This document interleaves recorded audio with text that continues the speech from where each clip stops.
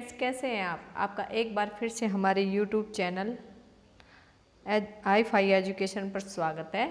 मैं संगीता दुलाल आज आपके लिए लेकर आई हूँ योगा नेट से रिलेटेड और MA योगा या PG डिप्लोमा में जो पतंजलि योग सूत्र का अष्टांग योग है वो टॉपिक।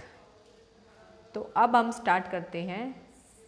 जो महर्षि पतंजलि ने निम्न कोटि के साधकों के लिए जो अष्टांग योग का वर्णन कर रखा है, जो गृहस्थ जीवन जीते हैं, अभ्यास विज्ञ को नहीं कर सकते या तप स्वाध्याय ईश्वर प्रणिधान करने के लिए जिनके पास टाइम नहीं है, जो गृहस्थी में जो बिजी हैं, जो निम्न कोटि के साधक हैं, जिन्हें अभी शुरुआत करनी है, उन साधकों के लिए तो जो अष्टांग योग है यानी 8 जो नियम दे रखे महर्षि पतंजलि ने, वो जो महर्षि पतंजलि का सेकंड पाद है साधन पाद, उसका सूत्र नंबर 29 है। उसके जो 8 पार्ट हैं यम, नियम, आसन, प्राणायाम, प्रत्याहार, धारणा, ध्यान और समाधि, जो कि सूत्र आपको सामने दिखाई दे रहा है। यम, नियम, आसन, प्राणायाम, प्रत्याहार, धारणा, ध्यान, समाधि, अष्टौ अंगानी। तो ये योग के 8 अंग जो गृहस्थों के लिए, जो साधारण लोग हैं, जिन्होंने अभी तपस्या स्टार्ट नहीं की है, उसके लिए महर्षि पतंजलि ने दे रखे हैं।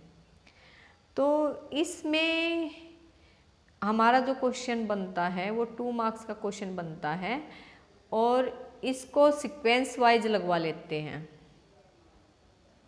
यानी सीक्वेंस के अकॉर्डिंग कि इनका सीक्वेंस क्या है। सबसे पहले यम कौन सा आता है, यम आता, नियम आता, आसन आता, प्राणायाम आता है।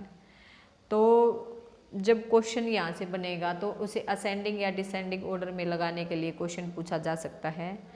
उसके साथ ही इसमें से क्वेश्चन पूछा जा सकता है कि जो अष्टांग योग है, अष्टांग योग के जो नियम हैं यम, नियम, आसन, प्राणायाम, प्रत्याहार, धारणा, ध्यान, समाधि, जो हमारे अंग हैं, उनमें से ये पूछा जा सकता है कि अंतरंग अंग कौन से हैं अष्टांग योग में और बाह्यांतर कौन से हैं। तो जो बाह्यांतर हैं वो पहले 5 हैं, यम, नियम, आसन, प्राणायाम, प्रत्याहार, इनको हम अंतरंग कहेंगे पहले 5 को। जो हमारा धारणा, ध्यान और समाधि है उसको हम आंतरिक अंग कहेंगे। ये पहले 5 हमारे बाह्य अंग हैं और अगले 3 हमारे क्या है, आंतरिक अंग। ठीक है।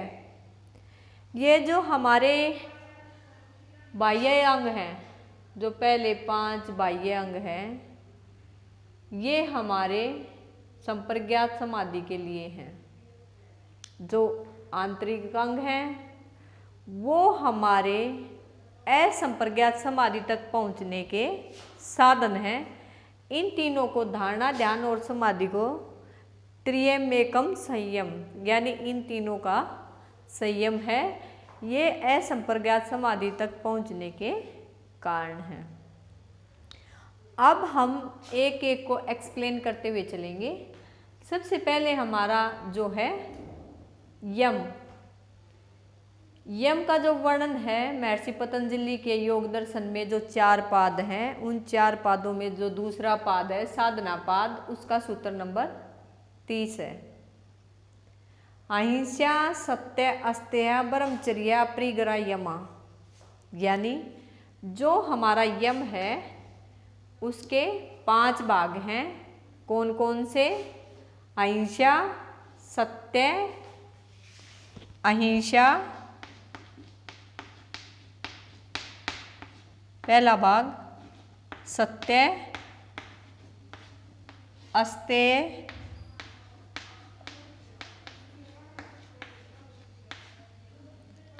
ब्रह्मचर्य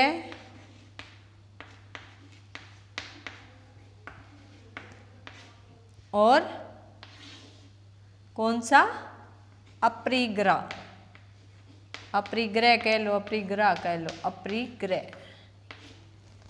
अहिंसा सत्य अस्तेय ब्रह्मचर्य अपरिग्रह।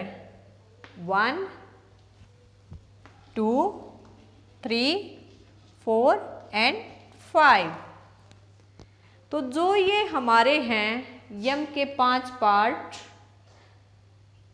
इन सब का हमें हरेक का साधना करने से, अहिंसा की साधना करने से हमें क्या मिलता है, अहिंसा होती क्या है, कितने प्रकार से हम उसको कर सकते हैं, कहाँ कहाँ पर वो लागू होती है, तो ये सब चीज़ें हमें डिटेल में पढ़नी पड़ेंगी। यम के जो 5 पार्ट्स हैं, अहिंसा सत्य अस्तेय ब्रह्मचर्य अपरिग्रह, उनको भी सीक्वेंस में लगवाया जा सकता है। क्वेश्चन बन सकता है कि निम्नलिखित को असेंडिंग ऑर्डर में लगाइए या डिसेंडिंग ऑर्डर में।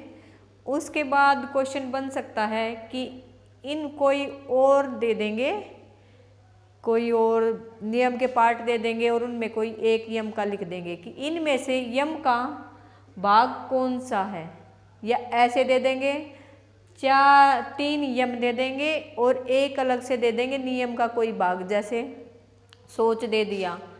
तो क्वेश्चन यहाँ से बनेगा कि इन निम्नलिखित में से यम का कौन सा भाग नहीं है। इस प्रकार से आपसे क्वेश्चन पेपर में क्वेश्चन पूछे जाएंगे।